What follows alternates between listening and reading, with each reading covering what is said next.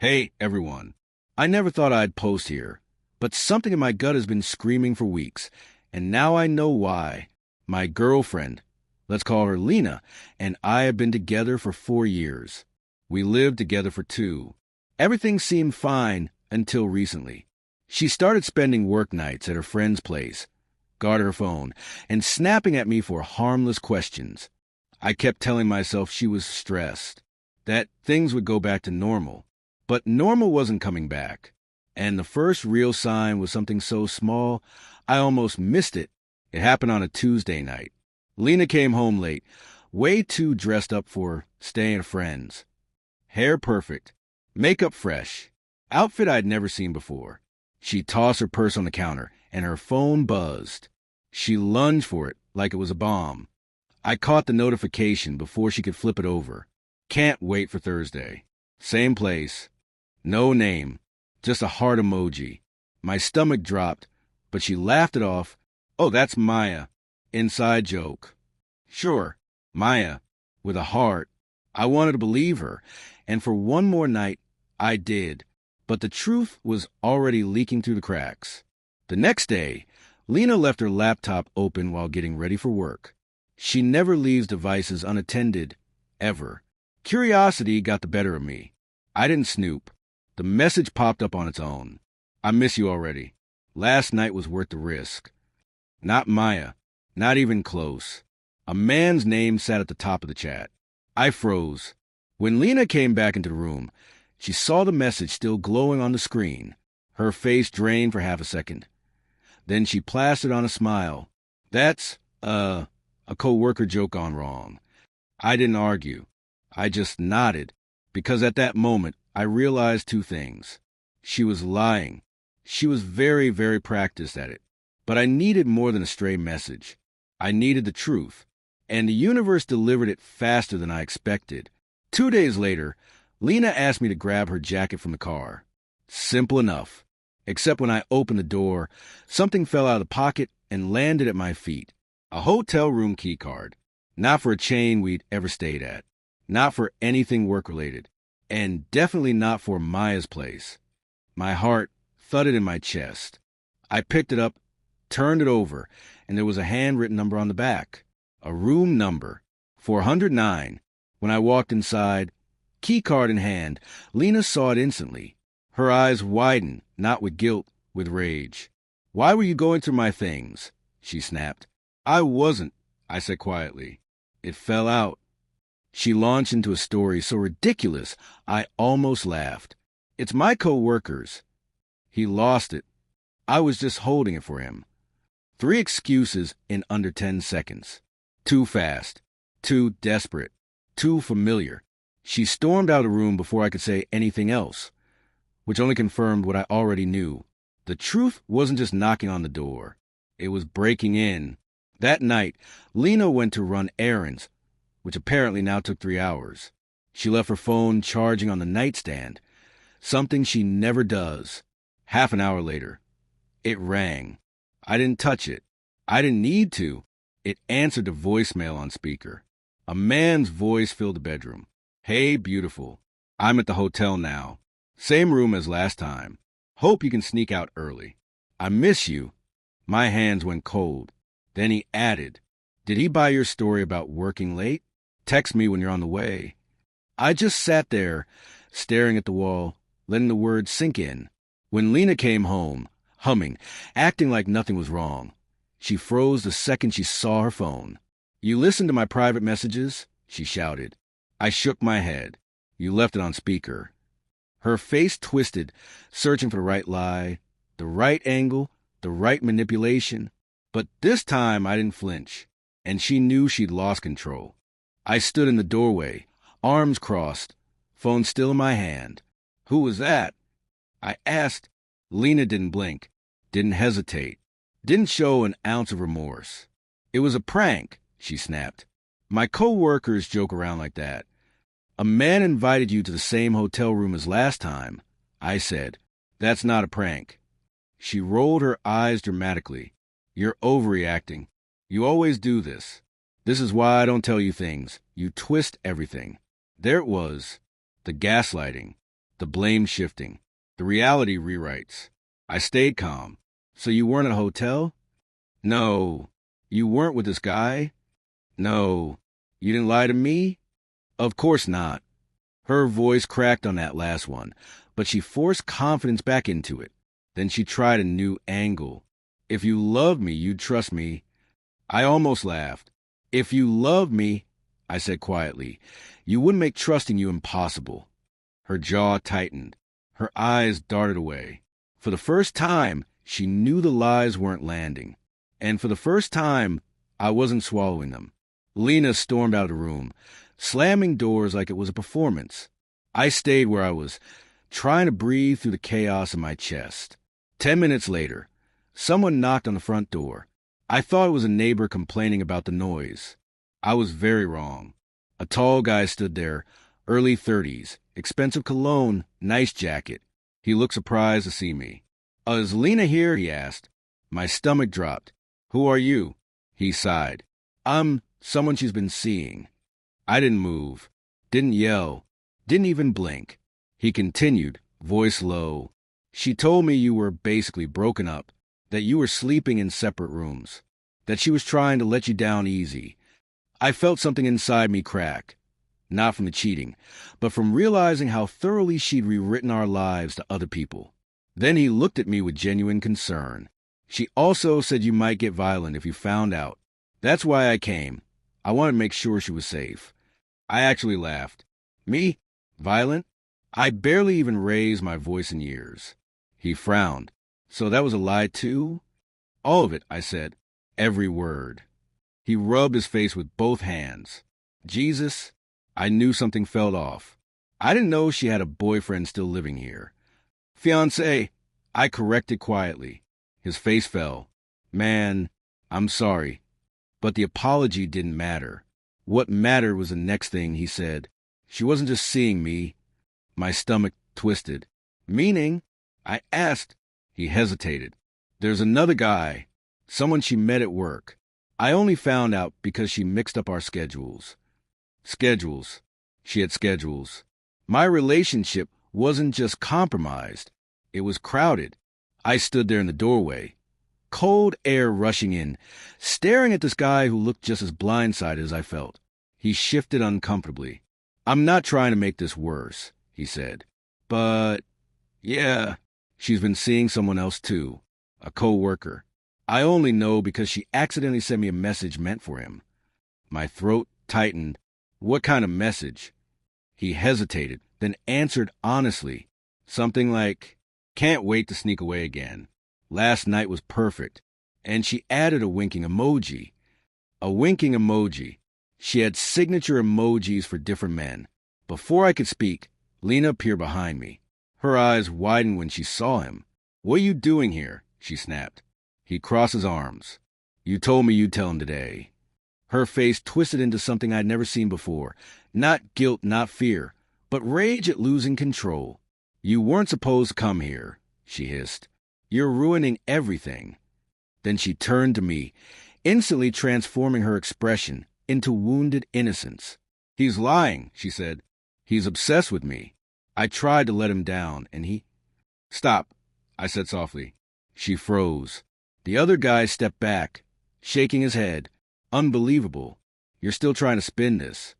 For a moment, the three of us stood there in a triangle of betrayal, lies, and the kind of awkward horror you only see in bad movies. Then the guy said something that nearly knocked me over. I'm done. I just came to clear my name. But dude, he looked at me with real sympathy. You deserve better than this disaster. With that, he turned and walked away. Lena watched him leave, then immediately looked at me. Eyes narrowing, defenses rising. This is your fault, she snapped. You pushed me away. You made me feel unwanted. The old version of me might have believed her. This version didn't. Lena shoved past me into the living room, pacing like a cornered animal. She kept tossing out excuses, half-truths, and insults with every step. You never listen. You made me feel lonely. He misunderstood everything. You're making this bigger than it is. Her voice rose with every sentence. But something strange happened. I didn't feel confused. I didn't feel guilty. I didn't feel broken. I felt calm. For the first time since it started, I saw her clearly. Not the woman I loved, but the woman she actually was. A person who lied instinctively, who blamed reflexively, who treated people as interchangeable safety nets. Someone who couldn't survive a day without a backup plan. She finally stopped pacing and glared at me. "So what?" she snapped. "Are you going to leave me over this? Over one stupid mistake?" "One," I said. Her jaw tightened. "Fine. Two. But you drove me to it." I nodded slowly. "Okay," I said. "Let's say I believe that." Explain the third guy. The color drained from her face. She stuttered. "What third?" "The coworker," I said. "The one you mix messages with." Her mouth opened, but no words came out. She couldn't even craft a lie fast enough to save herself. And in that silence, that tiny, fragile pause, the entire relationship collapsed. "You don't love me," I said gently. "You never did. You just like having me around." For once, she didn't argue. Her shoulders slumped. And underneath the anger, I saw something new. Fear. Fear of losing control. Fear of losing stability. Fear of losing the person who made her life easier. But that wasn't my job anymore. Lena finally sank onto the couch, staring at the floor like the answers might be hiding in the carpet. Her anger was gone. Her attitude was gone. All that was left was a shaky, panicked whisper. "Can we please just fix this?" I sat across from her. "There's nothing to fix," I said softly. "You didn't make a mistake. You made choices." She looked up sharply. "I chose you," she insisted. "I always came home to you." I almost laughed. "Lena, coming home to me after cheating on me isn't loyalty." Her eyes glistened, but not with guilt, with fear. Fear of losing the stability she took for granted. Fear of losing the version of me who believed her lies. "Please," she whispered, "don't throw us away." "You threw us away the moment you had a second relationship," I said. "And a third." She shook her head, desperate. "I can change. I'll block them. Delete everything. I'll prove it." But her words didn't matter anymore. Not after weeks of lies. Not after the hotel room. Not after the voicemail. Not after two different men showing up in her story like plot twists. And not after I finally saw who she really was. "I'm done," I said quietly. "I want you to move out." Her face twisted in disbelief. "You're abandoning me?" "No," I said. "I'm freeing myself." That single sentence broke something, not in me, but in her. Because for the first time, she realized the manipulation wasn't working. She wasn't losing the argument. She was losing me. Lena stared at me as if I just flipped her world upside down. In a way I had, just not in the way she liked to claim. "You can't do this," she whispered. "You love me." I loved who I thought you were. I corrected, not who you've shown me. Her expression hardened instantly. The tears vanished. The fear evaporated. Just like that, the mask came off. "Fine," she snapped. "You'll regret this. You're nothing without me." I didn't respond. Her words didn't hit anymore. They didn't even sting. She grabbed her jacket and stormed out the front door, slamming it so hard a picture frame rattled. Then the house went quiet, truly quiet, for the first time in months. I sat down on the couch, and a strange mix of emotions hit me. Relief, sadness, anger, stillness, clarity. I kept expecting to feel devastated. But instead, I felt something I hadn't felt in a long time. Like myself. Still, the next few days weren't easy. She texted nonstop. First anger, then guilt trips, then apologies, then threats, then silence, then the cycle repeated. Mutual friends reached out confused because Lena had already started spinning her version of the story, one where I was controlling, paranoid, insecure. But here's the thing. I didn't care about the narrative anymore. I cared about the truth. And the truth was simple. Leaving her was the healthiest thing I've ever done. Lena finally stopped texting after a few days. Whether she got bored, distracted, or moved on to someone else, I didn't care enough to ask. The silence she left behind felt strange at first. Not peaceful, not painful, just unfamiliar. I woke up without waiting for an argument. I ate breakfast without bracing for criticism. I walked through my home without tiptoeing around someone else's moods.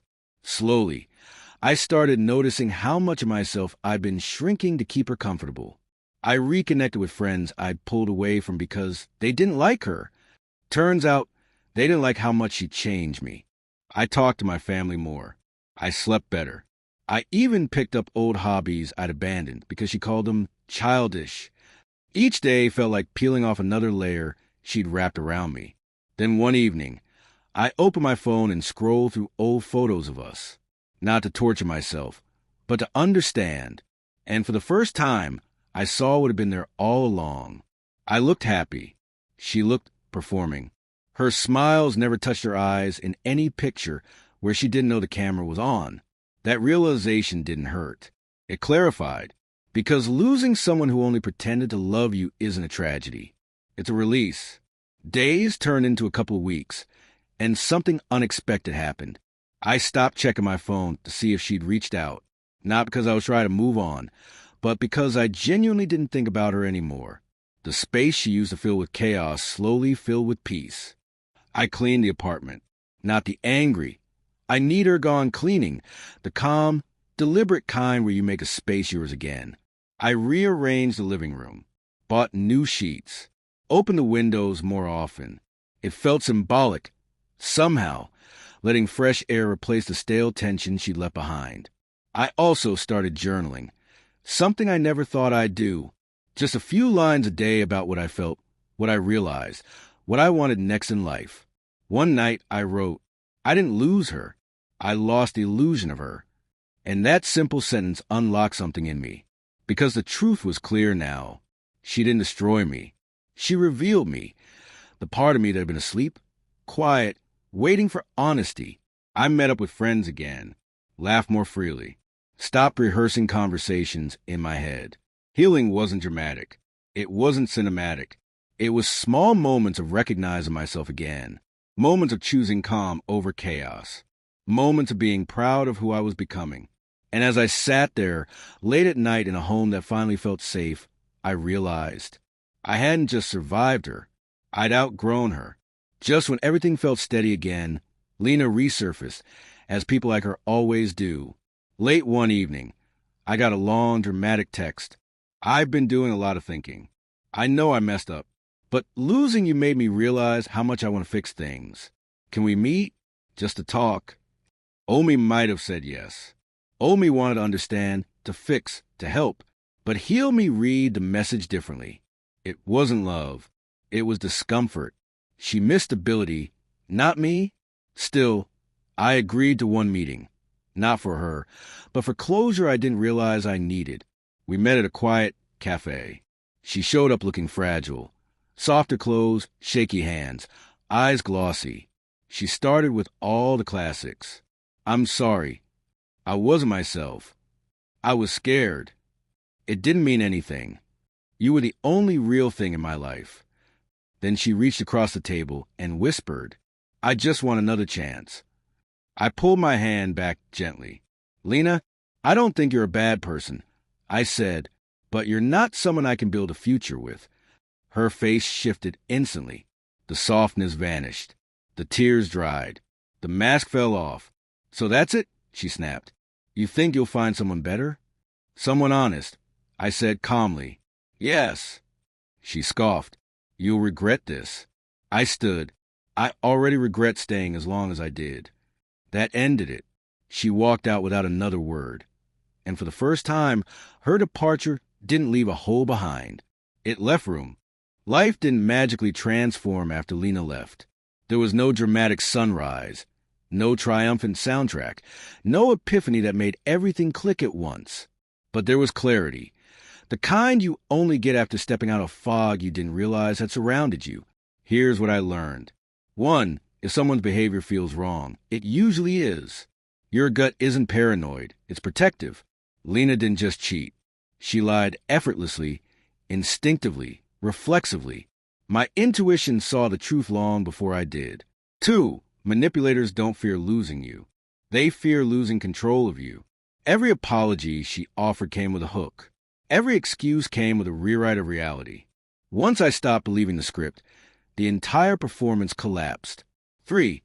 Love doesn't require shrinking yourself. For years, I walked on eggshells, adjusted my tone, my friendships, my hobbies, my entire personality. Healthy love doesn't demand that. Manipulation does. 4. Leaving isn't failure. Staying with someone who breaks you is. Ending it wasn't giving up.